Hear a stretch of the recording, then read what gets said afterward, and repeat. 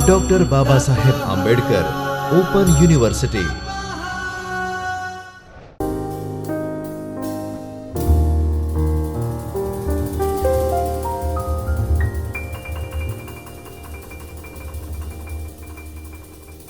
નમસ્કાર મિત્રો, doctor Baba Saheb Ambedkar open university Gujarati વિભાગમાંથી હું પ્રવીણ વણકર આપ સૌનું હાર્દિક સ્વાગત કરું છું.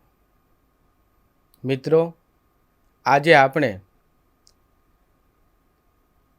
અર્વાચીન ગુજરાતી સાહિત્યનો ઇતિહાસ એ અંતર્ગત પંડિત યુગના સાહિત્ય સર્જક કવિ, ખૂબ જાણીતું નામ કવિ કલાપી વિશે, એમના જીવન વિશે અને એમના સાહિત્ય વિશે વિગતે અભ્યાસ કરવાના છીએ. મિત્રો, મધ્યકાળનો એક આખો તબક્કો હતો. એ પછીનો આખો એક તબક્કો એટલે અર્વાચીન ગુજરાતી સાહિત્યનો આખો એક ઇતિહાસ એ જુદા જુદા તબક્કામાં વહેંચાયેલો છે. સુધારક યુગમાં દલપત, નર્મદ અને એ બધા જે મહત્ત્વના કવિ સર્જકો થઈ ગયા. એ પછીનો જે સમયગાળો એ આપણે સાક્ષર યુગ કે પંડિત યુગનો સમયગાળો તરીકે એને ઓળખાવીએ છીએ. એ યુગમાં જે મહત્ત્વના સર્જકો થયા એમાં કલાપી, ગોવર્ધનરામ ત્રિપાઠી, કાંત, મણિલાલ દ્વિવેદી આ વગેરેના નામો લઈ શકાય. એ પછી જે સમયગાળો એ ગાંધીયુગનો સમયગાળો. મિત્રો, આ ગાળામાં ગાંધીજીની વિચારસરણી નીચે સાહિત્ય સર્જાયું છે. એટલે આ તબક્કાને આપણે ગાંધીજીના નામથી ગાંધીયુગ તરીકે ઓળખીએ છીએ. ગાંધીયુગ પછીનો જે સમયગાળો છે એમાં સૌંદર્યમુખી અને સૌંદર્ય રાગી સાહિત્ય જે જોવા મળે છે એ યુગ એટલે અનુગાંધી યુગનો. આ યુગ પછી આધુનિક યુગ અને અત્યાર સુધી એટલે સાંપ્રત યુગ સુધી એ આખો અર્વાચીન ગુજરાતી સાહિત્યનો જે સમયગાળો છે એ કહી શકાય. આજે આપણે TYBAના પેપર 6માંથી એક અર્વાચીન ગુજરાતી સાહિત્યના ઇતિહાસમાંથી બ્લોક 2ની અંદર જે સમાવેશ પંડિત યુગ એના સર્જકો વિશે ચર્ચાઓ કરી રહ્યા છે. એમાં કલાપીના જીવન, સાહિત્ય સર્જન વિશે આપણે ચર્ચાઓ કરવાના છીએ.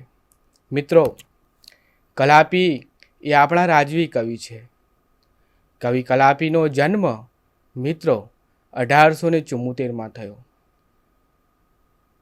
તખ્તસિંહજી ગોહિલ એમના પિતા.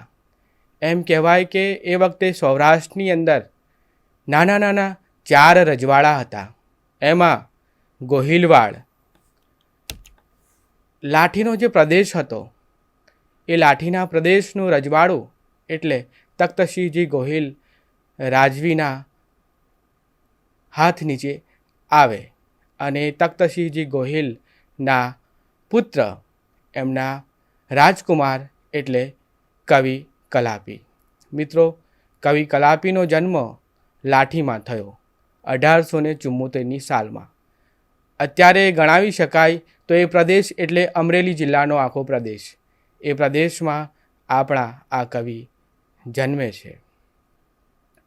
એમના પિતાનું નામ અગાઉ જણાવ્યું તે પ્રમાણે સુરસિંહજી તખ્તસિંહજી ગોહિલ અને માતા રામબા જે રાજમાતા એ એમના માતૃશ્રી હતા.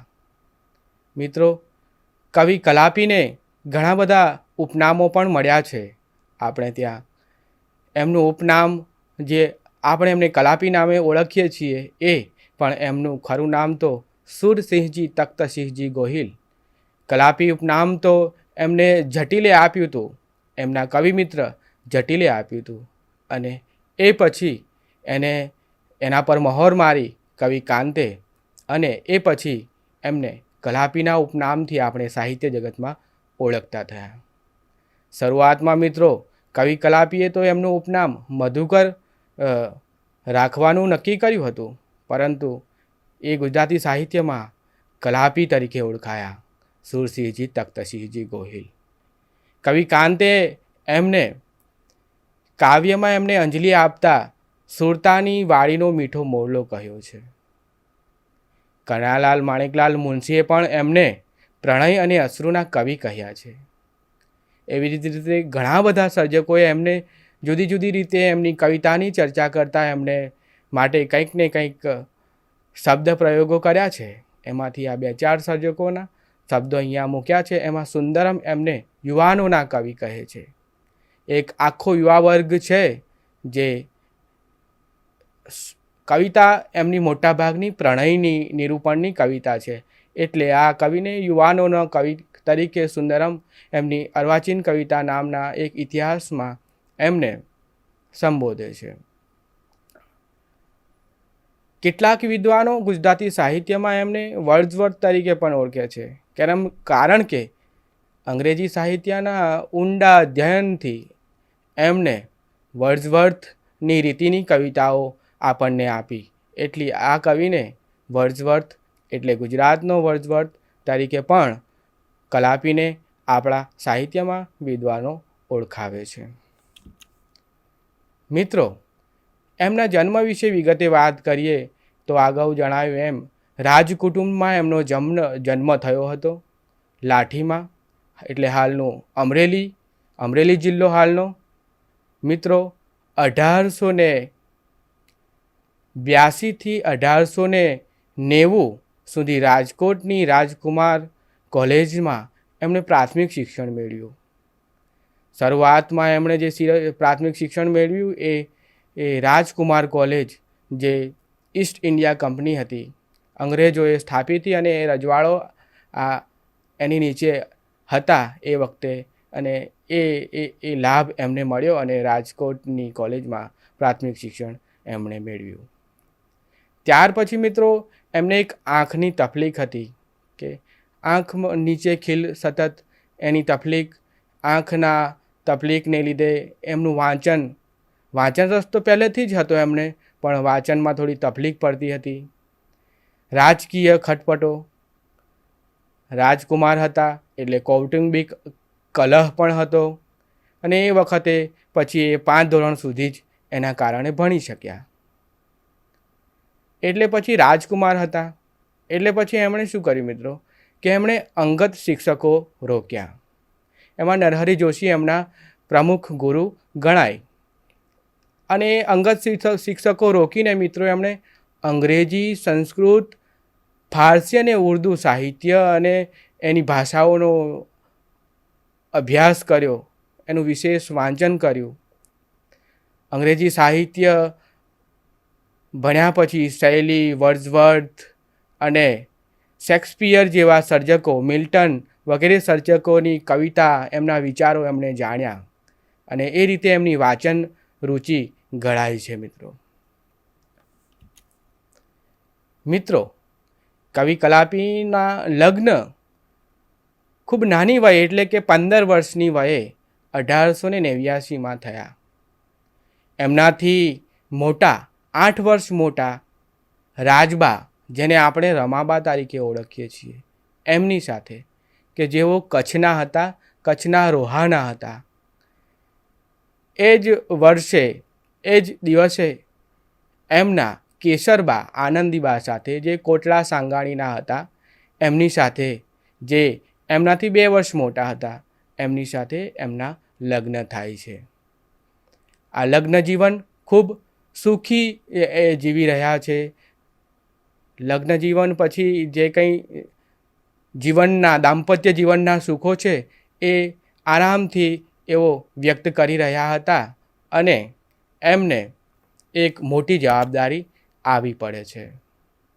મિત્રો, નાના હતા 5 વર્ષની વયના, અને એઓ પોતાના પિતા તખ્તસિંહજી ગોહિલને ગુમાવે છે. મિત્રો, અહીં એક વિચારવા જેવી વાત એ છે કે કેટલી કુમળી વય એમાં પોતાના પિતૃછાયા જે ગુમાવે છે કવિ, અને એ આખી જે ખોટ એમના સાહિત્યમાં પણ પછી વર્તાયા કરે છે. એ પછી 14 વર્ષની વયે એમના માતા મૃત્યુ પામે છે. રામબા તરીકે એમનો નામ ઉલ્લેખ મળે છે, રાજમાતાનો. એ મૃત્યુ પછી એમનું જીવન સતત માતૃ પિતૃની છાયા વગરનું બની જાય છે. એટલે ઓચિંતા એક પછી એક પિતા અને પછી માતા ગુમાવ્યાનો શોક સતત કવિ અનુભવ્યા કરે છે.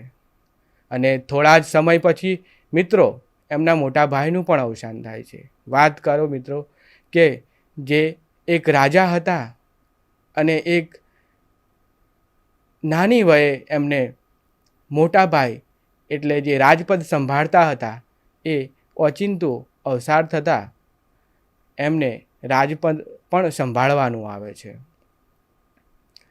1895માં કલાપીને એ લાઠી નાના રાજ્યનું આખું રાજપદ સંભાળવાનું આવે છે. કેમ કે હવે એ એકલોતા વારસ રહ્યા હતા એટલે એમના મોટા ભાઈ ભાવસિંહજી મહારાજના અવસાન પછી એ જવાબદારી એમના પર આવી પડે છે અને એ ફરજ બજાવવી પડે છે એમને. મિત્રો, આ કવિના બાળપણના મિત્ર એટલે વાસુરવાળા સાથે તેઓ નાના હતા, જન્મથી જ એમની સાથે રમ્યા, ખેલ્યા અને જીવ્યા ત્યાં સુધી એમના એક અંગત મિત્ર વાસુરવાળા રહ્યા. એ પછી મિત્રો આપણા સાહિત્યનું ખૂબ જાણીતું નામ તે છે કવિ બાલાશંકર કંથારિયાનું. કવિ બાલાશંકર કંથારિયા એમની પાસેથી એમણે ગઝલનું શિક્ષણ મેળવ્યું.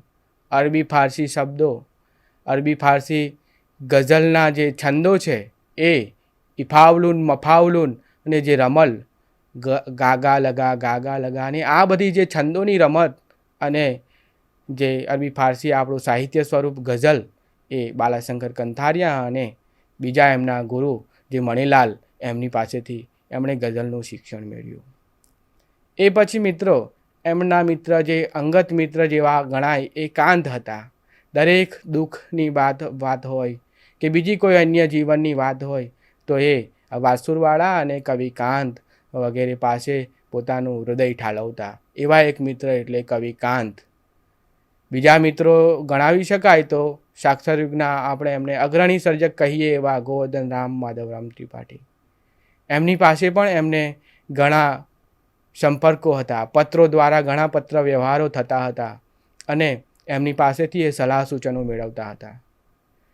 નાનાલાલ, કવિ સંચિત, પછી બીજું એક નામ લઈ શકાય જટિલનું. આ એમના સાહિત્ય રુચિ ધરાવતા મિત્રો હતા અને એમની સાથે રહી એમની કવિતાને જોઈ નજીકથી માણી અને કવિ ધીરે ધીરે કવિતા તરફ વળે છે, સાહિત્ય સર્જન તરફ વળે છે. મિત્રો, કલાપીની અંદર એક ગુણ તો પડ્યો જ હતો કે પહેલેથી જે કવિ તરીકે એ જન્મજાત કવિ હતા જ, પરંતુ એમના કવિતાને જે ધાર મળે છે, જે એમની કવિતામાં જે સ્વરૂપને ખીલવણી મળે છે એ આ બાલાશંકર કંથારિયા, કાંત, ગોવર્ધનરામ, કવિ સંચિત, જટિલ અને આ નાનાલાલની કવિતાને જોઈને એ કવિતાના સ્વરૂપને, એના લક્ષણોને, એના રહેલા તત્વોને એ અભ્યાસે છે અને એમાંથી પછી ધીરે ધીરે કવિતા ઘડે છે. મિત્રો, કવિ કલાપીના જીવનમાં એક મહત્ત્વની ઘટના બને છે એ છે પ્રણય ત્રિકોણ અને એ જ એમના સાહિત્ય સર્જનમાં પછી વણાઈને આવે છે. મિત્રો, એમના સમગ્ર સાહિત્યમાં આપણને જે રસ મળે છે, શૃંગાર રસ ને કરુણ રસ, વધારે તો કરુણ રસ, એ એમના અંગત જીવન, એના આત્મભાવ એ સાહિત્યમાં વણાઈને આવે છે. એની વાત હું આ કરું તો મિત્રો, એમના પ્રથમ પત્ની રાજબા સાથે કચ્છથી મોગી નામની એક દાસી એમના ત્યાં દરબારમાં આવી હતી. આ બાળકી શરૂઆતમાં તો સુંદર અને મીઠું બોલનારી, હોશિયાર, ચપળ અને ચાલાક હતી. એટલે કવિને પ્રથમ તો વત્સલ ભાવ જાગે છે એના પ્રત્યે. પરંતુ ધીરે ધીરે ધીરે જેમ જેમ એ મોટી થતી જાય છે એમ આ પ્રેમ વત્સલમાંથી પ્રીતિમાં પરિણમે છે મિત્રો. અને એ આ વત્સલ ભાવ, એક દાસી સાથેનો પ્રેમ જ્યારે બધાને રાજમાં ખબર પડે છે, એમની પત્નીને, બીજા વડીલોને ખબર પડે છે, ત્યારે એક મોટો ઉહાપોહ મચી જાય છે મિત્રો. આ ઉહાપોહ એમના સાહિત્યમાં સારી રીતે વ્યક્ત થયો છે. મોંઘી કે પાછળથી તેમને એને શોભના નામ આપ્યું. મિત્રો, આ શોભનાને પ્રેમ કરી બેઠ્યા પછી કવિની જે આત્મ મનોમંથનની વ્યથા છે એ આ સાહિત્યમાં, એમના કવિતામાં આપણને ચોક્કસ રીતે જોવા મળે છે. વધારે ઉમેરીએ તો મોંઘીની વાત અને કવિ કલાપીના પ્રણયની વાત જાહેર થતાં એમના પત્ની કે જે એમનાથી 8 વર્ષ મોટા હતા, રમાબા, આ બંને વચ્ચે દૂરી ઊભી કરવા માટે પ્રયાસો કરી રહ્યા હતા. એ વખતનો સમય અને દાસી સાથેનો પ્રેમ એટલે સમાજમાં, એમના રાજ દરબારમાં એમની શી વાત થાય એવી ચિંતાથી અને સ્ત્રી પ્રત્યેનો જે ભાવ છે એ આ આખી કહાનીમાં આપણને જોવા મળે છે. રમાબા, જે રમા તરીકે આપણે ઓળખીએ છીએ, એ એમના પ્રથમ પત્ની આ મોંઘીને કવિ કલાપી પાસે વારંવાર કહ્યા કરે છે કે તમે એમને ભૂલી જાઓ. છતાં પણ કવિ કલાપી મોંઘીને ભૂલી નથી શકતા. એક કુદરતી પ્રેમ, એક વાત્સલ્યમાંથી પ્રીતિ જન્મી હતી અને આ કારણે એ વધારે ને વધારે ગાઢ બનતો જાય છે. આના કારણે એમના મોટા પત્ની રમાબા આ મોંઘીને જ્યાં કચ્છથી લાવ્યા હતા ત્યાં કોઈ રણછોડ કરીને એની જ જ્ઞાતિનો પુરુષ છે એની સાથે કવિ કલાપીની જાણ બહાર એના લગ્ન કરાવી દે છે. કવિ કલાપીને જ્યારે આ વાતની જાણ થાય છે ત્યારે એ આંતરિક રીતે ઘણા બધા તૂટી જાય છે. એ પોતાની જાત સાથે હંમેશા વ્યસ્ત રહે છે, અંદરથી ઘૂંટાયા કરે છે, પણ એ દર્દ કોઈને કહી શકતા નથી. કહી શકે છે તો પોતાના મિત્ર વાછોડવાળાને, કવિ કાંતને, આવા જે નજીકના મિત્રો છે એમને. મિત્રો, 17 વર્ષની વયની આજુબાજુ એમને જે રાજ દરબાર સંભાળવાનો આવે છે, આના કારણે આ નિમિત્તે તેમને ઉત્તર ભારતનો પ્રવાસ કરવાનો એક મોકો મળે છે અને એ સમયે એ કાશ્મીરનો પ્રવાસ કરે છે અને પછી એ પત્ર રૂપે ને પછી કવિતા રૂપે પણ આપણને આ સાહિત્ય પ્રાપ્ત થયું છે. જે કાશ્મીરની જે સૌંદર્યતા છે એની અનુભૂતિ એમના સાહિત્યમાં વણાયેલી છે. મિત્રો, આ રુજુ ભાવના સંવેદનશીલ પ્રકૃતિના કવિ આપણે અકાળે ગુમાવવા પડે છે. મિત્રો, 1900ની સાલમાં અણધાર્યા 56 કાળના એ સમયગાળા દરમિયાન કવિ કલાપીનું અવસાન થાય છે. કવિ કલાપી રાજગાદીના ભારથી એક બાજુ એમના આ પ્રેમ અને આ પ્રેમના કારણે ઊભા થયેલા મતભેદો, આ વગેરેને કારણે એઓ આંતરિક રીતે તો પીડાતા હતા. એથી ગાદી ત્યાગ કરવાનો, રાજ દરબાર પરથી એની ફરજ છોડવાનું તો એમણે નિર્ધાર કર્યો જ હતો, પરંતુ એમના ગુરુ મણિલાલ એમને વારંવાર ટોક્યા કરતા હતા અને કહેતા હતા કે જવાબદારી તમારી છે તો એ નિભાવવાની છે. આટલા માટે તેઓ રાજગાદીનો ત્યાગ નહોતા કરતા અને એ પોતાની ફરજ હતી રાજાની એ બજાવતા હતા. પરંતુ મિત્રો, એવું બને છે કે મણિલાલ દ્વિવેદીનું અવસાન થતાં તેઓ ગોવર્ધન રામ સાથે મીમાંસા કરે છે, ચર્ચામાં આવે છે અને ગોવર્ધન રામ કહે છે એમને એ પ્રમાણે એમને અનુસરીને તેઓ રાજગાદીનો ત્યાગ કરવા 1920માં રાજગાદીનો ત્યાગ કરવા માટે પોતે મક્કમ બને છે, નિર્ધાર કરે છે. પરંતુ એ પહેલાં તો આ કવિને આપણે ગુમાવી દઈએ છીએ. 1900ની સાલમાં મિત્રો 56 કાળનો આ સમય હતો. એ સમયમાં કવિ કલાપીનું અકાળે અવસાન થાય છે. માત્ર 26 વર્ષની ઉંમરે આપણે આ કવિને આપણે ગુમાવીએ છીએ. એમ કહેવામાં આવે છે એમના મૃત્યુ પાછળના કારણો ખાસ મળતા નથી, માત્ર એક જ દિવસની માંદગી અને આ કવિ મૃત્યુ પામે છે. કેટલીક ખટપટોને કારણે એ કવિનું મૃત્યુ થાય છે.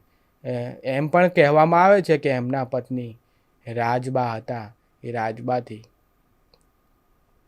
તેઓ થોડા જે એમની બીજી પત્ની કે જે એમણે શોભના નામ આપ્યું હતું મોગી સાથે એમણે લગ્ન કરી લીધા હતા.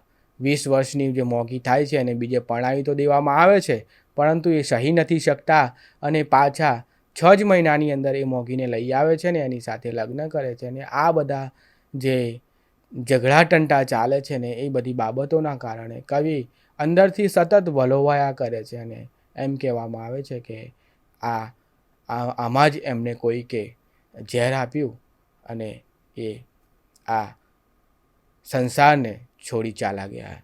મિત્રો, કવિ કલાપીની કેટલીક યાદગાર પંક્તિઓ હંમેશા આપણા હૃદયમાં વણાઈ ગયેલી છે. એમની આ પંક્તિ તમે જોશો સ્ક્રીન પર કે હર્ષ શું જિંદગી માને હર્ષ શું હોત મૃત્યુમાં. હર્ષ શું જિંદગી માને હર્ષ શું હોત મૃત્યુમાં. પ્રેમના રંગેથી જો ના રંગાયું હોત વિશ્વ આ આખી વેદના અને પ્રેમનો ભાવ એ કેવો સરસ રીતે આ પંક્તિઓમાં કવિએ મૂક્યો છે.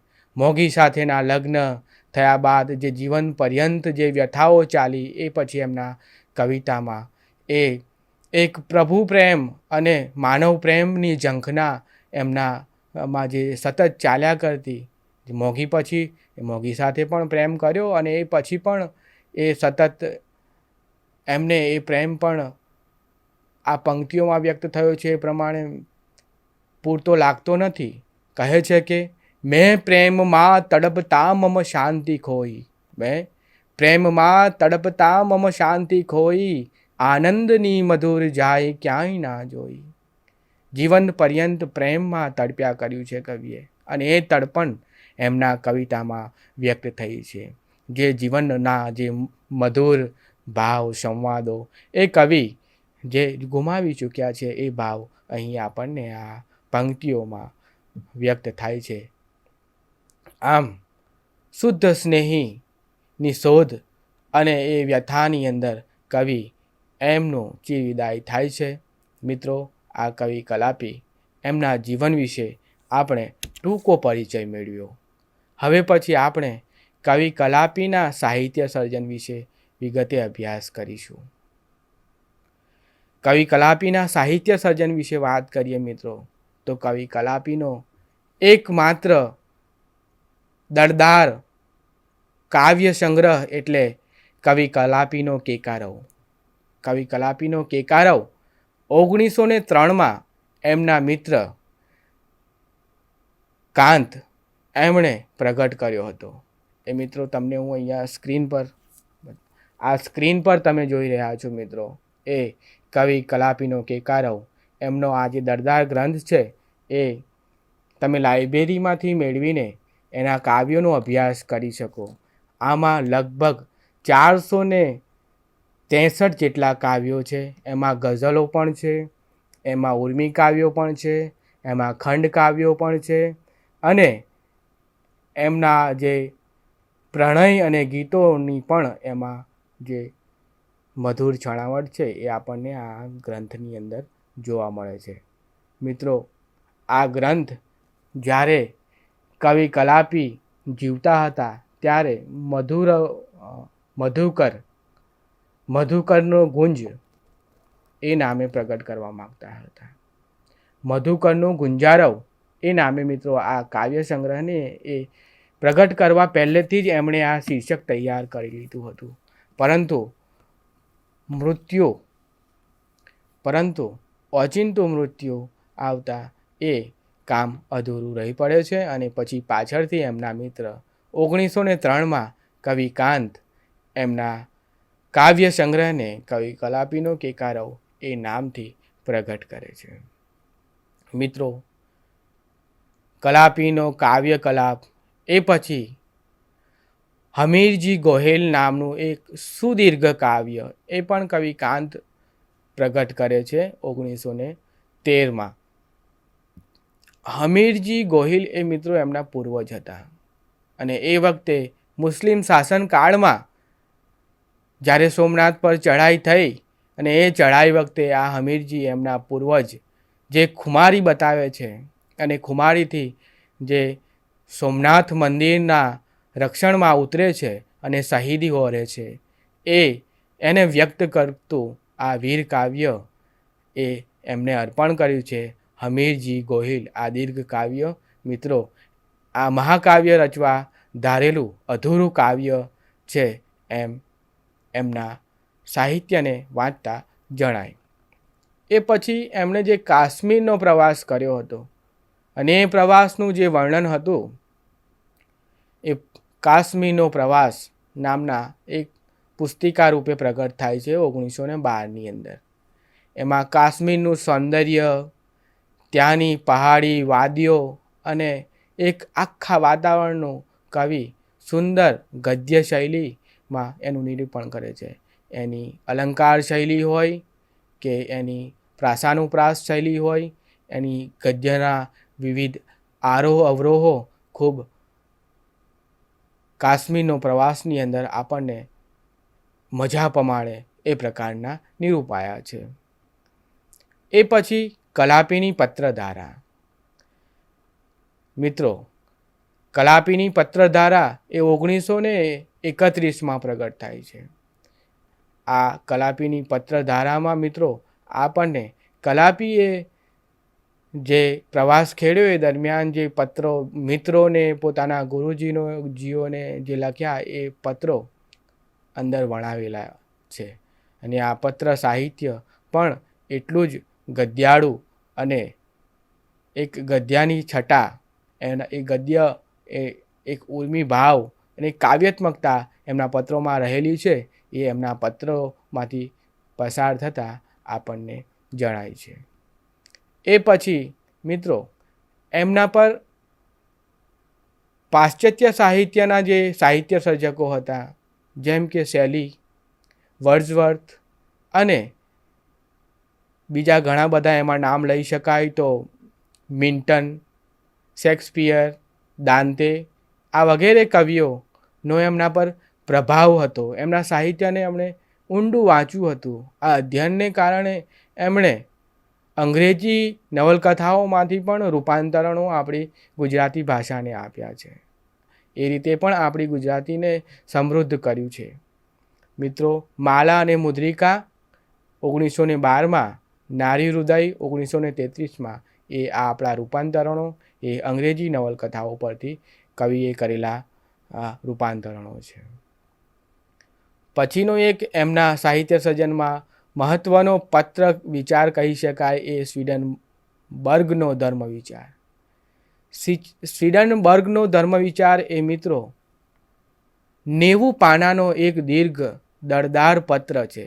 આ પત્રમાં સ્વીડનબર્ગનો જે અભ્યાસ કર્યો છે એમણે કવિ કાંતના કારણે સ્વીડનબર્ગના જે વિચારો છે એનો પ્રભાવ એમના પર ઝીલાય છે. અને એ જે ઊંડું અધ્યયન પછી જે વિચાર ઝીલાયા એ આ સ્વીડનબર્ગનો ધર્મ વિચાર એ 90 પાનાના દીર્ઘ પત્રમાં એ પુસ્તિકા રૂપે પ્રગટ થાય છે. એ પછી મિત્રો એમણે 4 સંવાદો આપ્યા છે. એમાંથી જેસલ અને તોરલ, ગોપીચંદ, મેનાવતી આ સંવાદો એમના ખૂબ નોંધપાત્ર સંવાદો છે. મિત્રો આ તો આપણે એમના સાહિત્યના સર્જનની યાદીની વાત કરી અને થોડી એમાં જે વિગતો સમાયેલી છે એ વિશે ચર્ચાઓ કરી. પરંતુ જે કવિનું કાવ્ય ઘડતર કેવી રીતે થયું, કવિતા લખવા કેવી રીતે પ્રેરાયા એની વાત આપણે થોડી માંડીને કરીએ. આરંભે કવિ ધીરે ધીરે પત્ર લખવાની શરૂઆત કરે છે અને એ પત્ર લખતા એમ જે કાવ્યાત્મકતા ઝીલાય છે અને પછી ધીરે એ આરંભે દલપત રામ આપણા સુધારક યુગના સર્જક એ રીતિના કાવ્યો લખવા પ્રેરાય છે. અને ધીરે જેમ કવિતા લખતા જાય છે એમ મિત્રોને અને કવિ મિત્રોને પત્ર દ્વારા જાણ કરે છે અને એ રીતે કવિતા લખવા શરૂઆતમાં પ્રેરાય છે. બાળાશંકર કંથારિયા અને મણિલાલ પાસેથી મેં આગળ જણાવ્યું એ પ્રમાણે ગઝલનું શિક્ષણ મેળવે છે. ગઝલમાં જે છંદો છે, અરબી, ફારસી અને એનું આખું કાફિયા શાસ્ત્ર છે, રદીફ, કાફિયા, ઉલા મિશ્રા, સાની મિશ્રા, આ બધી સમજ તેઓ બાળાશંકર કંથારિયા અને મણિલાલ નભુભાઈ દ્વિવેદી પાસે મેળવે છે. બીજા એક એમના મિત્ર, મેં આગળ નામ લીધું એમ, ખંડકાવ્ય કેવી રીતે લખાય, એની સ્વરૂપની આખી જે બંધારણની આખી વ્યવસ્થા છે એ કવિ કાંત પાસેથી એની અભ્યાસની આખી માહિતી મેળવે છે. એ પછી અંગ્રેજી સાહિત્યના જે સર્જકો છે એમાંથી વર્ડસવર્થ અને શૈલી, એ શૈલી અને આ વર્ડસવર્થનો જે એમના પર જે પ્રભાવ ઝીલાયો છે, ઊંડો પ્રભાવ, ઉર્મી કાવ્યનો પ્રભાવ, એ એમની સમગ્ર કવિતામાં ઉર્મી ભાવને પ્રગટ કરતો આપણને જોવા મળે છે. એટલે એમ કહેવાય કે શરૂઆતમાં કવિ દલપત રીતિની કવિતા રચે છે, પછી ધીરે ધીરે જેમ જેમ એમની સાહિત્યની સૂઝ વધતી જાય છે એમ કવિ કાંત, મિત્ર, જટિલ, સંચિત, આ બધા પાસેથી તેઓ કવિતા લખતા શીખતા જાય છે. મિત્રો, કવિ કલાપીના સાહિત્યની બંધારણની વાત કર્યા પછી એમનો કાવ્યપિંડ કેવી રીતે ઘડાયો એ વાત આપણે કરી. હવે આપણે એમના પ્રણય કાવ્યો, એમની જે કવિતામાં જુદા જુદા વિભાગો જોવા મળે છે, એમણે મોટા ભાગે આત્મલક્ષી કવિતા લખી છે. હા, આત્મલક્ષી કવિતામાં જે પ્રકારો જોવા મળે છે એમાં પ્રણય વિષયને જે લગતા કાવ્યો છે એ વિશે, પછી એમના જે બીજા કાવ્યો છે એ પ્રકૃતિ ભાવના કાવ્યો, પ્રકૃતિને વણી લીધી છે જે કાવ્યોમાં, એ પ્રકારના કાવ્યો. બીજા એમના આત્મનિરૂપણ, આધ્યાત્મ નિરૂપણ અને જે ફકીરી હાલના જે કવિતા છે એ કવિતાને એક આધ્યાત્મ દર્શન કરાવતા, તત્વજ્ઞાનતા, ચિંતનના કાવ્યો, અને આ રીતે જુદા જુદા ભાવો પ્રગટ કરતી એમની કવિતા જોવા મળે છે.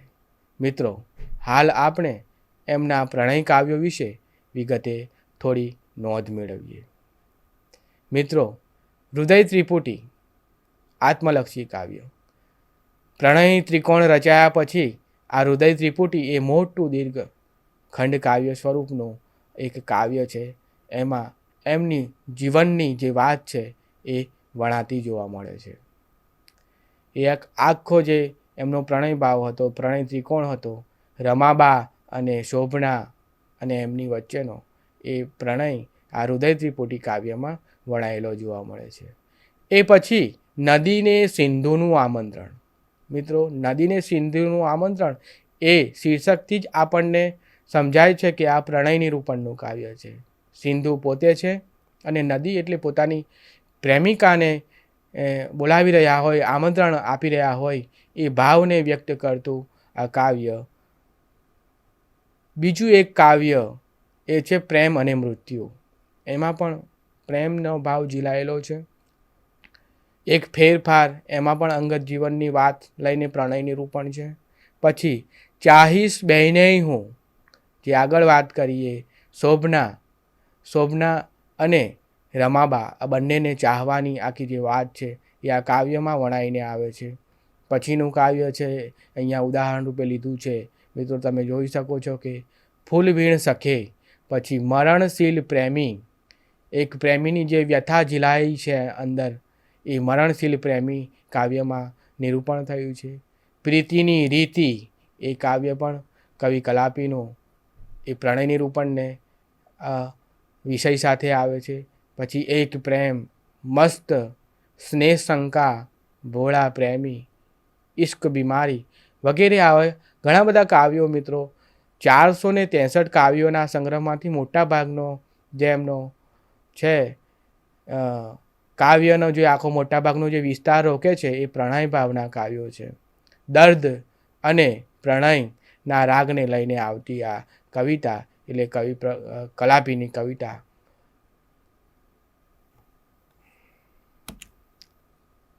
મિત્રો, પ્રણય ભાવના કાવ્યો વિશે આપણે થોડીક 2-4 કાવ્યોના શીર્ષકો લઈને વાત કરી. હવે આપણે કવિ કલાપીના પ્રણય કાવ્યને એમાં જે લક્ષણો જોવા મળે છે એ એના અભ્યાસ દ્વારા થોડો વિગતે અભ્યાસ મેળવીએ. હવે પછી આપણે એમના જે કાવ્યોના વિભાગો પડે છે એ વિભાગોના મહત્ત્વના કાવ્યો વિશે ચર્ચાઓ કરીશું અને એક રચના તમારી સામે હું પ્રગટ કરી વિસ્તારથી એ પ્રણય કેવી રીતે ઝીલાય છે, એમાં વ્યથા કેવી રીતે છે, દર્દ કેવી રીતે છે એની વાત કરીશું. મિત્રો, કવિ કલાપીનું આ એક કાવ્ય ખૂબ પરિચિત કાવ્ય છે. તે પંખીની ઉપર પથ્થરો ફેંકતા ફેંકી દીધો, છૂટ્યો તેને અરર પડી ફાળ હૈયા મહી તો. અહીંયા મિત્રો પથ્થર ફેંકતા ફેંકાઈ ગયો છે એ આખી વાત. આમ તો પહેલાં અભિધા આપણને લાગે કે કવિએ કોઈ પંખીને પથ્થર માર્યો છે અને ઘાયલ થયું છે પંખી, પરંતુ આખી વ્યંજનાત્મક એમના જીવનની વાત અહીંયા ગૂંથાયેલી છે કે જે શોભનાને જે તરછોડાઈ છે શોભના, અને એનાથી જે કવિ દુઃખી થાય છે, એ જે વ્યથા ભળે છે એ વ્યથા આ કાવ્યમાં નિરૂપાય છે. તે પંખીની ઉપર પથ્થરો ફેંકતા ફેંકી દીધો, છૂટ્યો તેને અરર પડી ફાળ હૈયા મહી તો. રે રે લાગ્યો દિલ પર અને શ્વાસ રૂંધાઈ જાતા, નીચે આવ્યું તરુ પરથી પાંખ ઢીલી થતામાં. મેં પાડ્યું તે તરફડી મરે, મેં પાડ્યું તે તરફડી મરે, હસ્ત મારાથી જ આ. પાણી છાંટ્યું દિલ ધડકતે, તોય ઉઠી શક્યું ના. અભિધા જેવું આપણને આ લાગતું કાવ્ય. પહેલાં તો આપણા કલ્પનો એવા જાગે કે એક પક્ષીના પર પથ્થરથી જે ઘાયલ થયું છે અને એની વેદના કવિ સહી નહીં શકતા અને એની વ્યથા આ કાવ્યમાં ઝીલાયેલી છે. પરંતુ અહીં આખી જુદી જ વાત, એમના આંતરિક જીવનની વાત અહીં આ કાવ્યમાં વણાય છે. એ દર્દની વાત જે મેં આ પ્રણયની રૂપણ કાવ્યમાં જે રીતે આવે છે એ વાત આપણે આ ઉદાહરણ રૂપે અહીંયા આ કેવી રીતે વ્યક્ત થઈએ છીએ એ આ કાવ્ય દ્વારા આપણે જોઈ શકીએ છીએ. ક્યાંથી ઉઠે જખમ દિલનો ક્રૂર હસ્તે કરેલો, ક્યાંથી ઉઠે હૃદય કોમળું છેક તેનું અહોહો. આહા કિંતુ કળ ઉતરીને આંખ તો ઉઘડીએ, મૃત્યુ થાશે જીવ ઉગરશે કોણ જાણી શકે એ. જીવ્યું આહા મધુર ગમતા ગીત ગાવા ફરીને, આ વાડીના મધુર ફલને ચાખવાને ફરીને. રે રે કિંતુ ફરી કદી હવે પાસ મારી ન આવે, આવે તોય ડરી ડરી અને ઈચ્છતું ઉડવાને. રે રે શ્રદ્ધા ગત થઈ પછી કોઈ કાળે ન આવે, લાગ્યા ઘાને વિસરી શકવા કાંઈ સામર્થ્ય ના છે. મિત્રો, આ આખા જે પ્રણય નિરૂપણના કાવ્યમાં જે એમની વ્યથા છે, એમના આંતરજીવનની વ્યથા છે, એમના જે પ્રણય ભાવની વ્યથા છે એ લઈને કવિએ નિરૂપ્યું છે. જે શોભનાના તરછોડાયા પછી બીજે લગ્ન થયા પછીની જે આખી ખટપટની વાત જે આ કાવ્ય રૂપે એક આત્મકથનાત્મક રીતે જે આ વણાયેલી છે એ લક્ષણા રૂપે આ કાવ્યમાં આપણને જોવા મળે છે. પ્રણય નિરૂપણના કાવ્યો પછી એમના બીજા જે કાવ્યો છે પ્રકૃતિ નિરૂપણના કાવ્યો છે. મિત્રો, કાશ્મીરનું સ્વપ્ન, એમણે 17 વર્ષની ઉંમરની આસપાસ ઉત્તર ભારતમાં કાશ્મીરનો પ્રવાસ ખેડ્યો હતો અને એ પ્રવાસ દરમિયાન જે કલ્પનો, ત્યાંની આબોહવા, વાતાવરણ, સૌંદર્યનું જે નિરૂપણ થયું છે એ એમની કવિતામાં કાશ્મીરનું સ્વપ્ન એ કવિતામાં ઝીલાયું છે. કમલિની કાવ્ય છે મિત્ર, એ મણિલાલ નભુભાઈ દ્વિવેદીની અસર હેઠળ કમલિની એમનું જે મણિલાલનું કાવ્ય છે ચંદા, એની અસર નીચે આ ઉર્મી કાવ્ય લખાયું છે. એ પછી બીજું પ્રકૃતિ કાવ્ય તુષાર, પુષ્પ, કુદરત અને મનુષ્ય, મનુષ્ય અને કુદરત, સારસી, એક આજ્ઞાને ખૂબ જાણીતું કાવ્ય જે અભ્યાસક્રમમાં પણ હતું. આવા પ્રકૃતિ કાવ્યો એક પ્રકૃતિ પ્રેમી કવિ કલાપીના જે હૃદયનો જે ભાવ છે એ આ કાવ્યોમાં ઠલવાયેલો છે. એક પ્રકૃતિ જે એ ચિત્રો દોરે છે પ્રકૃતિના, એ આ કાવ્યમાં આપણને કેટલો આનંદ પવાડે છે. એ એક કવિતા દ્વારા જ એને અભ્યાસ છીએ. તુષાર નામની કવિતા મિત્રો,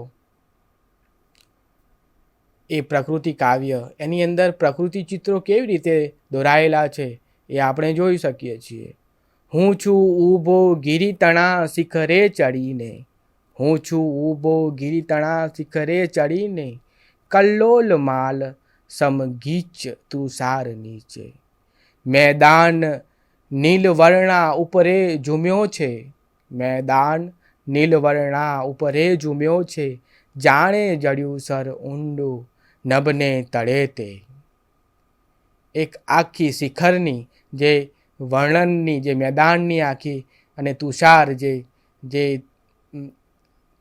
જે ઝાકળના આચ્છાદિત વાતાવરણની જે આ કાવ્યમાં કવિએ વાત કરી છે. હવે પછી આવશે મોજા વહે ચળકતા ભૂખરા રૂપાળા, સમુદ્રના મોજા વહે છે ચળકતા ભૂખરા રૂપાળા, રેશા સમા રવિ કરો સુરખી ભરે ત્યાં, ઠંડી સમીર લહરી થકી ગોલ ઘૂમે, ભૂરા કબૂતર તણા જમ ગોટ ઉડે. સફેદ કબૂતરની એક આખી ઉપમા સાથે કવિ એ રવિ એટલે કે સૂરજના કિરણોને, એ રેસાને કેવી રીતે અહીંયા આ કાવ્યમાં કાલ્પનિક રીતે મૂક્યા છે, એ આખું કલ્પન, એ આખું દ્રશ્ય, સૌંદર્ય દ્રશ્ય આપણી આંખ સમક્ષ ખડું થાય છે. એ પછીની આગળની 4 પંક્તિઓમાં વાત કરે છે કવિ, આ મેખલા સમ ઊંચો ગિરિશૃંગ ઘેર્યો, આ મેખલા સમ ઊંચો ગિરિશૃંગ ઘેર્યો, ત્યાં હોડલા ઉપર હસ્તી સમો રહ્યો જો, તે ખીણમાં પથ્થરનો કરી કોટ ઊભો, ને વૃક્ષની ઉપર તીડ સમ પડ્યો જો. ગિરિશૃંગ એક પર્વતની, ગિરિની જે શૃંગ છે એની જે આખી જે સૌંદર્યની જે આખી વર્ણન રીતિ છે અહીંયા આ 4 પંક્તિઓમાં, જાણે કે એક હસ્તી ઊભો હોય એ પ્રકારની કવિ જે કરે છે એ અહીંયા 4 પંક્તિઓમાં જોવા મળે છે. એ પછીની 4 પંક્તિઓમાં રૂપા તણા રસ સમો જલધોધ વોતે, રૂપા તણા રસ સમો જલધોધ વોતે. આખી રૂપાની ઉપમા જળધોધને કવિ કેવી આપે છે અહીંયા, રૂપા તણો જે ધોધ છે એને અહીં એમણે એ ઉપમાવાચક શબ્દો દ્વારા એને અહીં વ્યક્ત કર્યો છે.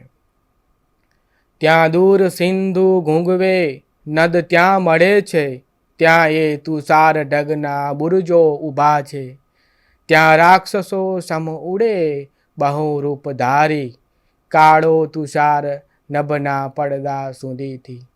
જે આખા વાદળાઓ જે તુષારથી, ઝાકળથી છવાયેલા એ જે આખું સૌંદર્ય છે અહીં આ કાવ્યમાં વ્યક્ત થયું છે. ત્યાં બરફનો અતુલ પહાડ પડ્યો ઢળીને, નીચે ધસી લઈ જતો બહુ વૃક્ષને તે, મોટો કડડાટ થયો દિશામાં, તે એ ડૂબ્યો ગરજતો ગુમ સિંધુમાં. મિત્રો, અહીંયા આપણે આ પ્રકૃતિનું અંદર, આ જે તુષાર નામના કાવ્યની અંદર પ્રકૃતિનું આખું ચિત્ર કેવી રીતે ખડું કર્યું છે કવિએ. આખો ઉર્મી ભાવ, પ્રકૃતિની જે આખી સૌંદર્યની જે આખી ભાવના છે એ એક ચિત્રરૂપ અહીં ઊભી થાય છે, એ આ કાવ્યમાં જોઈ શકીએ છીએ. મિત્રો, આ સિવાય એમણે ભક્તિભાવના કાવ્યો પણ ઘણા બધા લખ્યા છે. એમાં આધ્યાત્મ ભાવ, તત્વદર્શન અને ચિંતન ને નિરૂપણ પામતા જે કાવ્યો છે એ વિશે તો આખો એક લેક્ચર થઈ શકે એમ છે, પરંતુ એમની જે મુખ્ય વિશેષતાઓ છે એની મારે આજે વાત કરવી છે. તો સ્વરૂપની વાત કરીએ તો ઉર્મી કાવ્યો પછી એ ખંડ કાવ્યોમાં એમનો જે હાથ છે, એમની કલમ છે, એ સારી રીતે એવો એ ખેડે છે.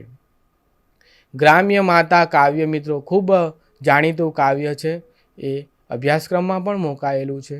બિલ્વમંગળ, કન્યા અને ક્રોંચ, મહાત્મા મૂળદાસ, ભરત, વીણાનો મૃગ આ ખૂબ જાણીતા કલાપીના ખંડ કાવ્યો છે. મિત્રો, આ ખંડ કાવ્યો એ મેં અગાઉ જણાવ્યું એમ કવિ કાંત પાસેથી એનું શિક્ષણ મેળવી અને વર્ડસવર્થ શૈલીની અસર નીચે એમની જે ઉર્મી કવિતાની અસર આ ખંડ કાવ્યોમાં ઝીલાયેલી જોવા મળે છે. ગ્રામ્ય માતાની એક ઉદાહરણ રૂપે અહીં આપણે ચર્ચા કરીશું. આ તમે જોવો છો કે માલિની, અનુષ્ટુપ, વસંત તિલકા અને શાર્દુલ વિખડિત જુદા જુદા ખંડોમાં આ કથા કાવ્યને ખંડ કાવ્યને કવિએ વહેંચ્યું છે. શરૂઆતમાં કેવું પ્રકૃતિ વર્ણન છે જુઓ મિત્રો. ઉગે છે સુરખી ભરી રવિ મૃદુ, ઉગે છે સુરખી ભરી રવિ મૃદુ, હેમંતનો પૂર્વમાં. ભૂરું છે નભ સ્વચ્છ સ્વચ્છ દિશતી, એકે નથી વાદળી. ભૂરું છે નભ સ્વચ્છ સ્વચ્છ દિશતી, નથી એકેય વાદળી. ઠંડો હિમ ભર્યો વહે અનિલ સો, ઉત્સવને પ્રેરતો. જે ઉત્સવ ભરી દિશે શુક ઉડી, ગાતા મીઠા ગીતડા. એક સવારનું પ્રકૃતિનું જે ચિત્ર અહીં થાય છે વ્યક્ત કે સુખ પોપટ ઉડી રહ્યા છે અને એક બાજુ રવિ મૃદુ હેમંત દિશા, હેમંતનો સમય છે અને ઉગી રહ્યો છે, એનું આખું વાતાવરણ અહીં કવિએ આ શાર્દુલ વિખડિત છંદમાં નિરૂપ્યું છે. પછીની જે પંક્તિઓ છે માલિની છંદમાં છે. એ આ પછીનો આપણે આ ખંડ જોઈએ. મધુર સમય તેવે ખેતરે શેરડીના, રમત કૃષિ વલોના બાલ ના ના કરે. મધુર સમય તેવે ખેતરે શેરડીના, મધુર કૃષિ વલોના બાલ ના ના કરે. કમલવત ગણીને બાલના ગાલ રાતા, રવિ નિજ કર તેની ઉપરે ફેરવે. એક ખેતરની અંદર જે શેરડીનું ખેતર છે અને એમાં એક ખેડૂતનું બાળક રમી રહ્યું છે અને એના પર જાણે કે રવિ સૂરજ એના પર જાણે કે કર ફેરવી રહ્યો હોય એવું આ એક પ્રકૃતિ ચિત્ર અહીં કવિએ આ ખંડમાં મૂક્યું છે. પછી આગળ અનુષ્ટુપ છંદમાં આપણે જોઈ શકીએ છીએ કે કવિ કહે છે, વૃદ્ધ માતા અને તાત તાપે છે સગડી કરી, અહો કેવું સુખ જોડું કરતા એ નેરવ્યું દિશે. મિત્રો, હેમંત ઋતુનો સમય છે. હેમંત ઋતુની અંદર એ ઠંડીનો જે છે અને આ જે વૃદ્ધ માતા અને પિતા જે સગડી પાસે બેસીને તાપી રહ્યા છે અને જે એક આખું જોડું એનું કેવી રીતે અહીંયા કલ્પ્યું છે તાપતા, એ આખું ચિત્ર ત્રાદૃશ્ય થાય આપણી સમક્ષ, આપણી નજર સમક્ષ આવે એ રીતે આ બે જ પંક્તિમાં કવિએ ખડું કર્યું છે. એ પછીનો જે ખંડ છે એ વસંત તિલકામાં છે. ત્યાં ધૂળ દૂર નજરે ઉડતી પડે છે, ને અશ્વ ઉપર ચડી નર કોઈ આવે. ટોળે વળી મુખ વિકસાવી, ટોળે વળી મુખ વિકાસી ઊભા રહે ને, તે અશ્વને કુતૂહલે સહુ બાલ જોતા. એ રાજા એ મિત્ર કોણ છે? પોતે કલાપી જ છે. એક રાજા ઘોડા પર સવાર થઈને આવે છે, ધૂળ ઉડે છે, ધૂળની ડમરીઓ, અને એ રાજાને કુતૂહલવશ થઈ બાળક જોઈ રહ્યું છે. એ આ ચિત્ર આખું એ આ ખંડમાં આપણને જોવા મળે. તે પછી મંદાક્રાંતાની અંદરની આગળની આપણને પંક્તિઓ જોવા મળે. ધીમે ઉઠી શિથિલ કરને નેત્રની પાસ રાખી, ધીમે ઉઠી શિથિલ કરને નેત્રની પાસ રાખી, વૃદ્ધા માતા નયન નબળા ફેરવીને જુએ છે. ખૂબ જાણીતી કવિતાની આ પંક્તિઓ મિત્રો. ને તેનો એ પ્રિય પતિ હજુ શાંત બેસી રહીને, જોતા ગાતો સગડી પરનો દેવતા ફેરવે છે. પેલા વૃદ્ધ માતા છે એ રાજાના આવવાથી એ નેત્ર ફેરવીને જોવે છે અને પેલો વૃદ્ધ એ સગડીમાં હજુ તો જે દેવતા છે એને ફેરવી રહ્યો છે અને ગીત ગાતો કવિ નિહાળે છે અને જોવે છે. એ પછીનો જે છંદ છે અનુષ્ટુપ, એની અંદર છે, ત્યાં તો આવી પહોંચ્યો એ અશ્વ સાથે યુવાન ત્યાં, કૃષિક એ ઉઠી ત્યારે આવો બાપુ કહી ઊભો. લાગી છે મુજને તૃષા, જલ જરી દે તું મને, જેવો રાજા ત્યાં આવીને ઊભો રહે છે. એટલે આ સાદરૂળ વિકડી રીતના ખંડમાં કહે છે કે લાગી છે મુજને તૃષા જલ જરી દે તું મને, બોલીને અશ્વેથી ઉતરી યુવાન ઊભીને ચારે દિશાએ જુએ, મીઠો છે રસ ભાએ, મીઠો છે રસ ભાએ, શેરડી તણો એવું દયાથી કહી, માતા ચાલી યુવાનને લઈ ગઈ જ્યાં છે ઊભી શેરડી. કવિ કલાપીની જ આ કાવ્યમાં વેદના ઝીલાયેલી છે મિત્રો. પોતાને તરસ લાગી છે એવું કવિ વ્યક્ત કરે છે એટલે તરત જ એમને શેરડીના ખેતરમાં જે વૃદ્ધ માતા છે એ લઈ જાય છે. અને પછીનું જે આ ચતુષ્કલ છે એ વસંત તિલકામાં આપણે જોઈએ. પ્યાલું ઉપાડી ઊભી શેરડી પાસ માતા, પ્યાલું ઉપાડી ઊભી શેરડી પાસ માતા, છુરીવતી જરીક કાતડી એક કાપી, ત્યાં શેર છૂટી રસથી ભરી પાત્ર દેવા, ને કંઈક વિચાર કરતો નરતે ગયો પી. આ એક આખું ચિત્ર અહીંયા ચતુષ્કલમાં કેટલું સુંદર રીતે વસંત તિલકા છંદમાં જે કવિએ મૂક્યું છે કે જે વૃદ્ધ માતા છે એમને એ શેરડીના સાંઠાને કાપીને જે પ્યાલો ભરીને આપે છે.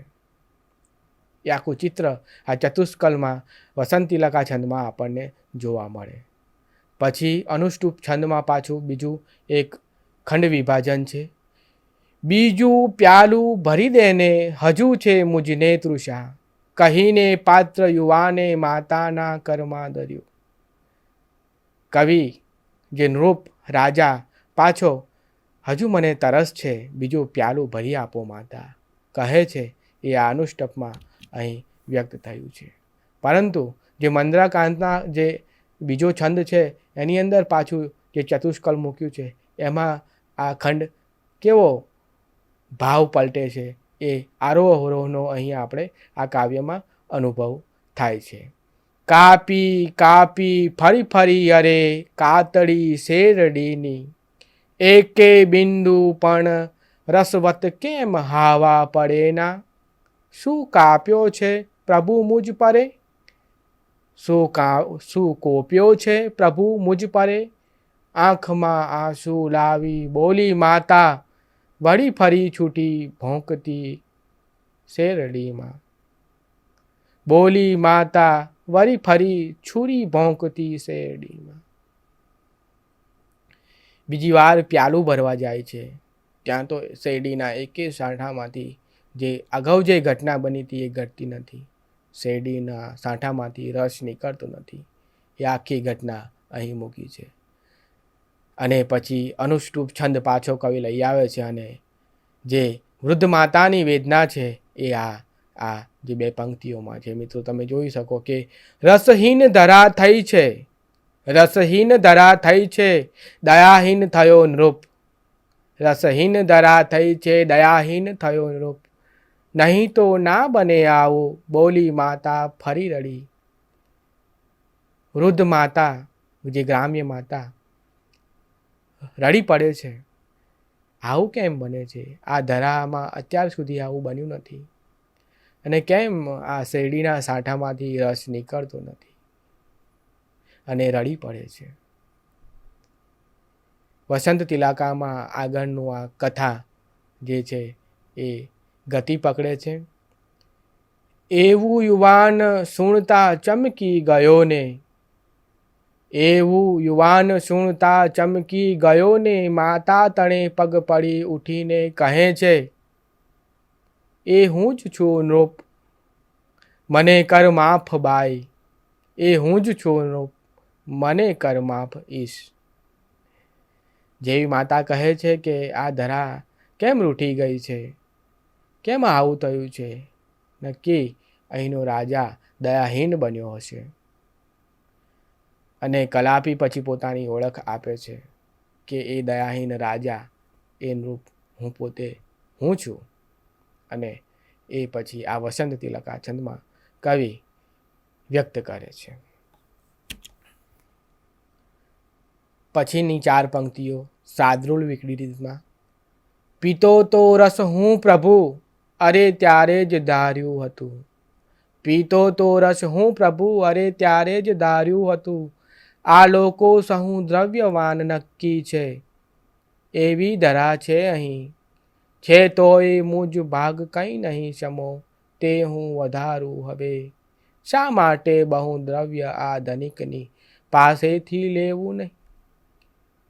આખી વાત જે ગ્રામ માતાની વેદના પરથી આ સાદરુલ વિક્રીડિત છંદમાં આવે છે. પછીનો જે છંદ છે એ છે ઉપજાતિ છંદ.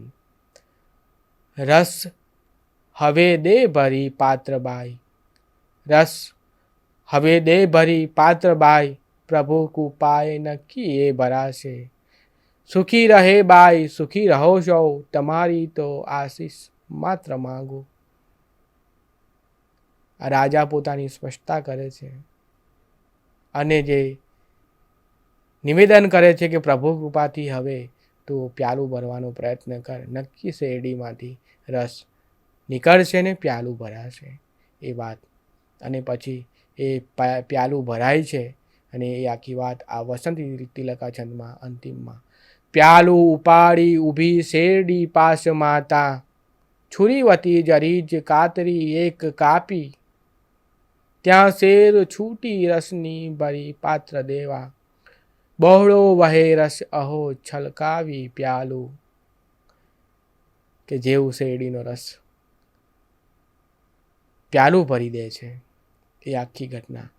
પહેલાં તો શેરડીના સાંઠા કાપે છે પરંતુ રસ અંદરથી નીકળતો નથી અને પછી કવિ કલાપી પ્રભુને પ્રાર્થે છે અને પછી આ પ્યાલું ભરાય છે. એ આખી વાત આ વસંત તિલકા છંદમાં વ્યક્ત થઈ છે. મિત્રો, આપણે એક ખંડ કાવ્યનો કથા કાવ્યનો નમૂનો જોયો. ખૂબ જાણીતું કાવ્ય હતું, એ છે ગ્રામ્ય માતા. હવે ખંડ કાવ્યો પછી કવિ કલાપીનું જે વિશેષ સર્જન છે એ ગઝલોનું છે. ગઝલોમાં એમના આંતર વ્યથા ભાવો, પ્રેમ, પીડા અને આ એ ઝીલાયેલું આપણને જોવા મળે છે. ખાસ કરીને રમા અને શોભનાને સંબોધીને એ ગઝલોમાં નિરૂપણ થયેલું જોવા મળે છે. અંતિમ તબક્કાની ગઝલો છે એ મિત્રો ફકીરી ભાવની પ્રેમની ગઝલો એ અંદર આપણને જોવા મળે છે. ત્યાગ, હમારા રાહ, ઇશ્કનો બંદો, હમારી પીછાન, એવી સનમને આ બધી ગઝલો છે મિત્રો આપની યાદી. અને એ બધી ગઝલોમાં મુખ્યત્વે પ્રણય ભાવ લઈને આવેલી ગઝલો છે. મિત્રો, ગઝલોમાં મુખ્યત્વે તેઓ અરબી ફારસી છંદોના એના જે વજનો છે એ અને એ પછી એના રદીફ કાફિયાનું જે બંધારણ જાળવે છે એ આપણે એની એક નમૂના રૂપે ગઝલ જોઈને એની ચર્ચા કરીશું. પરંતુ કવિ કલાપીની ગઝલ મુખ્યત્વે ઇશ્કે મિજાજી છે, માનવ ભાવ, પ્રેમ, સંવેદનને લઈને આવતી ગઝલ છે. થોડીક ગઝલો એમની ઇશ્કે હકીકીની પણ છે, જે પ્રભુ પ્રેમને લઈને આવતી ગઝલો આપણે એ મૂકીએ છીએ. મિત્રો, ગઝલના છંદની વાત કરીએ તો કલાપી એ વખતે ગઝલ તો અરબી ફારસીનું જે સ્વરૂપ આપણા ત્યાં બાલાશંકર લાવ્યા અને જે કલાપી એટલે શરૂઆતનો સમયગાળો કહેવાય. એની અંદર રદીફ કાફિયા કેવી રીતે મુકાય છે, આરોહ અવરોહ, વિષયનો પલટો અને એ પછી જે ગઝલના જે બંધારણમાં જે એના તત્વો રહેલા છે કેવી રીતે ગઝલમાં ખીલ્યા છે એની વાત આપણે આગળ આપની યાદી કાવ્ય ગઝલ કાવ્ય દ્વારા કરીશું. મિત્રો, ખૂબ જાણીતી રચના આપની યાદી કવિ કલાપીની આ ઉપરનો જે શેર છે એ શેર સૌને મુખે હંમેશા ચડી ગયેલો શેર છે. જ્યાં જ્યાં નજર મારી ઠરે યાદી ભરી ત્યાં આપની, આંસુ મહી એ આંખથી યાદી જરે છે આપની. એક પ્રેમના ભાવને લઈને આવતી આ ગઝલ. માસૂકોના ગાલની લાલી મહી લાલી અને, માસૂકોના ગાલની લાલી મહી લાલી અને, જ્યાં જ્યાં ચમન જ્યાં જ્યાં ગોલો ત્યાં ત્યાં નિશાની આપની. જોવું અહીં ત્યાં આવતી દરિયાની મીઠી લહર, જોવું અહીં ત્યાં આવતી દરિયાની મીઠી લહર, તેની ઉપર ચાલી રહી નાજુક સવારી આપની. મિત્રો અહીં આપની અને એ પછીના જે ભાવ તો સતત પ્રણય ભાવનો જ ચાલ્યા કરે છે, પણ જે રદીપ કાફિયાની આખી વાત છે એ અહીં ઝીલાયેલી આપણને જોવા મળે છે. ગઝલમાં મુખ્યત્વે મોટાભાગે જે આપણા મરીઝને એ બધા જે ખૂબ પ્રચલિત ગઝલકારો છે, રાજેશ વ્યાસ મિસ્કિનને એ બધાના નામો લઈ શકીએ આપણે. એ જે રીતે મુખ્યત્વે એ 5 બેત 5 પંક્તિની એટલે 5 બેતનું એક કાવ્ય ગઝલ કાવ્ય મોટાભાગે નિરૂપતા હોય છે, પણ અહીંયા આપણે જોઈ શકીએ કે એ માપ અહીં જળવાયું નથી, કેમ કે આ ગઝલની શરૂઆત હતી. તારા ઉપર તારા તણા ઝૂમી રહ્યા તે ઝુમખા. તારા ઉપર તારા તણા ઝૂમી રહ્યા તે ઝુમખા. તે યાદ આપે આંખને ગેબી કચેરી આપની. તે યાદ આપે આંખને ગેબી કચેરી આપની. આ ખૂનને ચરખે અને રાતે હમારી ગોદમાં. આ ખૂનને ચરખે અને રાતે હમારી ગોદમાં. આ દમ બદમ બોલી રહી ઝીણી સિતારી આપની. કેવો મિત્ર અહીંયા એક ચિત્રાત્મક પ્રણય ભાવ જે અહીંયા મારે કહેવું નહીં પડે કે આ રીતે ઝીલાયેલો છે, સીધું સમજાઈ જાય એવું એક સરળ ભાવમાં એક આરોહ અવરોહ સાથે અહીં પ્રણય ભાવને લઈને આવતું આ ગઝલ કાવ્ય. આકાશથી વર્ષાવતા છો ખંજરો દુશ્મન બધા. આકાશથી વર્ષાવતા છો ખંજરો દુશ્મન બધા. યાદી બનીને ઢાલ ખેંચાઈ રહી છે આપની. યાદી બનીને ઢાલ ખેંચાઈ રહી છે આપની. દેખી બુરાઈ ના ડરું હું. દેખી બુરાઈ ના ડરું હું. સી ફિકર છે પાપની. દેખી બુરાઈ ના ડરું હું. શું ફિકર છે પાપની. ધોવા બુરાઈને બધે ગંગા વહે છે આપની. મિત્રો હજુ પણ આ પાછળની પંક્તિઓ તમે જોવો તો આ દીર્ઘ ગઝલ આપણે કહી શકીએ કે 2 ગઝલ થાય એટલું આ મોટું ગઝલ કાવ્ય છે. જૂનું નવું જાણું અને રોવું હસું તે બધું. જૂનું નવું જાણું અને રોવું હસું તે બધું. જૂની નવી ના કાંઈ તાજી એક યાદી આપની.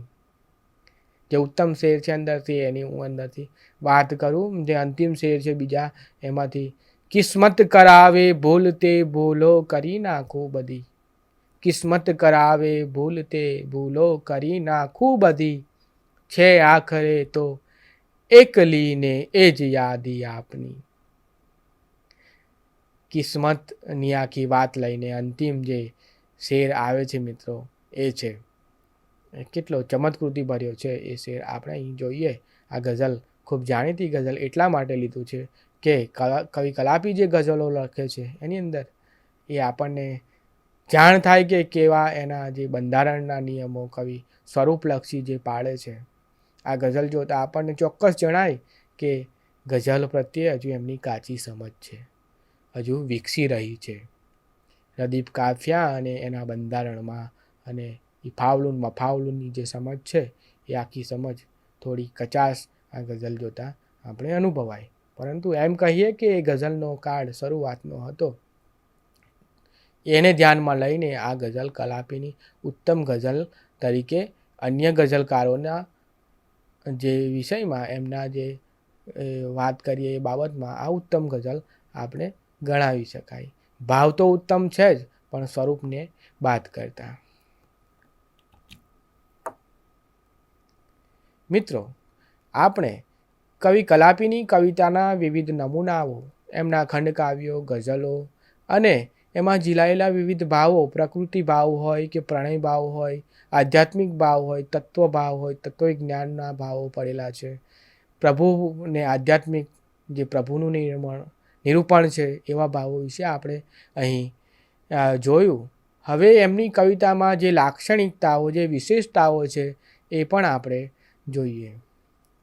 મિત્રો એમની કવિતામાં છંદ વૈવિધ્ય, આપણે ગ્રામ્ય માતા કાવ્ય જોયું, એમાં મોટા ભાગે આપણે જે રૂપમેળ છંદોનો પ્રયોગ થયો છે. એ અનુષ્ટુપ હોય, સાદરુલ વિક્રીડિત હોય કે પછી મંદાક્રાંતા છંદ હોય વગેરે, વસંત તિલકા છંદ હોય. એટલે કે આ કવિને છંદ પ્રત્યેની સમજ ઊંડી છે એ, અને એના જે આરોહ અવરોહ છે કવિતાની અંદર, એમનો લય છે એ આપણે એમના છંદોનો જે જુદો લય છે એ એક એમની લાક્ષણિકતા એ એમના કાવ્યોમાં જોવા મળે છે. બીજી એક મહત્વની લાક્ષણિકતા છે વર્ણનચિત્રો. વર્ણનચિત્રો એમની કવિતામાં વર્ણનચિત્રો વિશેષ જોવા મળે છે. પ્રકૃતિ ચિત્રો હોય, માનવ ચિત્રો હોય, આપણે એમની પંક્તિઓ આમ એનું પઠન કરીએ એટલે એક આખું ભાવચિત્ર ઊભું થાય. એટલે કવિ કલાપીના કાવ્યોમાં આપણને વર્ણનચિત્રો જોવા મળે. એ આ પંક્તિ દ્વારા સમજીએ કે રસ હવે દે ભરી પાત્ર બાય, પ્રભુ કૃપાએ એ નક્કી એ ભરાશે. જે આખું કે રસ ભરવા માટે આજીજી કરી રહ્યા હોય એ આખી ઘટના આપણી આંખ સમક્ષ જીવંત બને કે પ્રભુ કૃપાથી એ નક્કી જીવંત બનવાની છે. સુખી રહે બાય, સુખી રહો સૌ, તમારી તો આશીષ માત્ર માંગુ. આ એક ચિત્રો જે એમણે કવિતામાં દોર્યા છે એ વર્ણનાત્મક ચિત્રો આપણને એમની કવિતામાં જોવા મળે છે. મિત્રો, કવિ કલાપીની જે ભાષા છે, એમની કાવ્યબાની છે, એની પણ આપણે થોડીક વાતો કરીએ.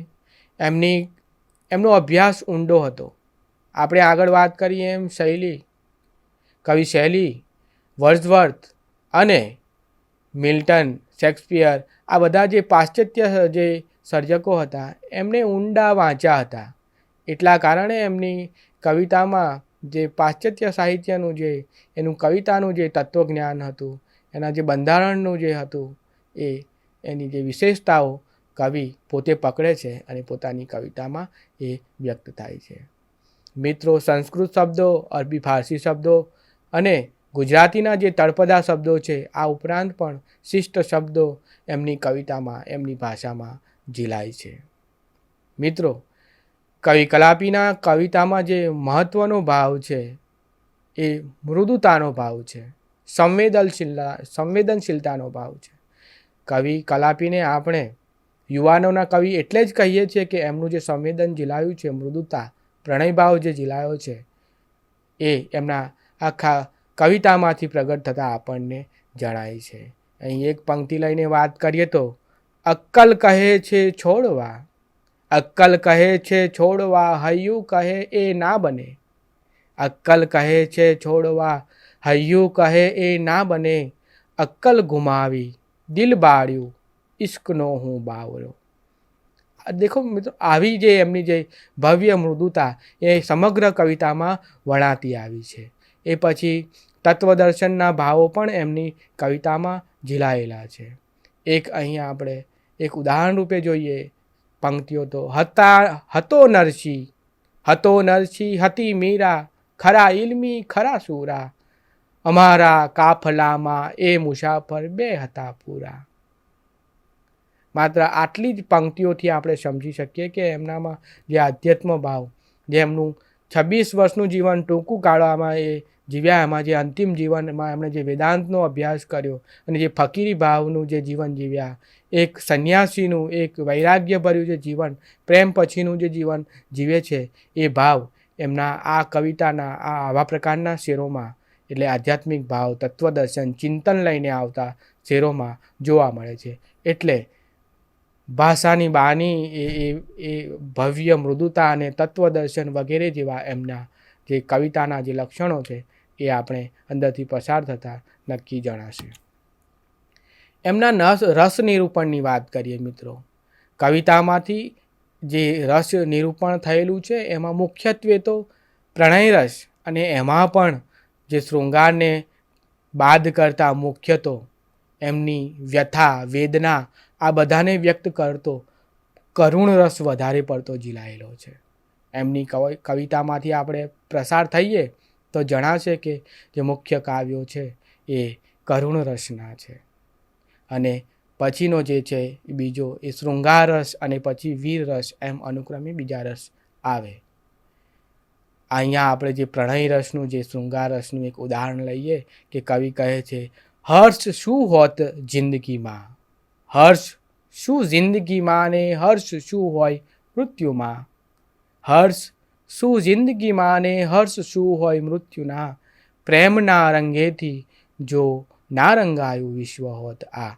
આમ મિત્રો, રસની બાબતે પણ કવિ જુદી જુદી રીતે એમના રસો કાવ્યમાં લઈ આવે છે. મિત્રો, કવિ કલાપીના સાહિત્ય સર્જન અને એના જીવન વિશે આપણે વાત કરી. મિત્રો, કવિ કલાપી વિશે વાત સંપૂર્ણ માંડવી હોય તો કલાકોના કલાકો જોઈએ, પરંતુ જે સમય મર્યાદામાં આપણે કલાપી વિશે જે અભ્યાસ કર્યો છે એ સમયને ધ્યાનમાં રાખીને કર્યો છે. એમની મર્યાદાઓ, એમના જે કાવ્ય સર્જનના જે પ્રણયભાવના કાવ્યો છે, એમના ઉર્મી કાવ્યો છે, એની અંદર નાની મોટી મર્યાદાઓ છુપાયેલી છે, પરંતુ એ તો માત્ર નજીવી છે. એ એમના સર્જન સામે કંઈ નથી. જે થોડી ઘણી મર્યાદાઓ જોવા મળે છે એ બંધારણલક્ષી છે, જે ઉર્મી વધારે પડતી ઉર્મી ભાવ લઈને એમની કવિતાઓ આવે છે. બીજું એક કે એમના કવિતામાં વધારે પડતો એકનો એક વિષય પ્રણય ભાવ જોવા મળે છે, અને એમની મુખ્ય કવિતા એ આત્મલક્ષી છે, સબ્જેક્ટિવ છે, ઓબ્જેક્ટિવ નથી, અને વધારે રોમન્ટિસિઝમમાં સરી પડ્યા છે. પરંતુ આ નજીવી જે એમની મર્યાદાઓ છે એ એમના કાવ્ય સર્જન સામે કંઈ નથી. એ એમના કવિતા દ્વારા એ અંદર છુપાઈ જાય છે. મિત્રો, આજના લેક્ચરમાં આપણે કવિ કલાપીના જીવન અને સાહિત્ય સર્જન વિશે પરિચય મેળવ્યો. તમે મને શાંતિથી સાંભળ્યો તે બદલ આપ સૌનો હું આભાર વ્યક્ત કરું છું. ફરી મળીશું બીજા લેક્ચરમાં. ત્યાં સુધી આવજો. નમસ્કાર. परमं तप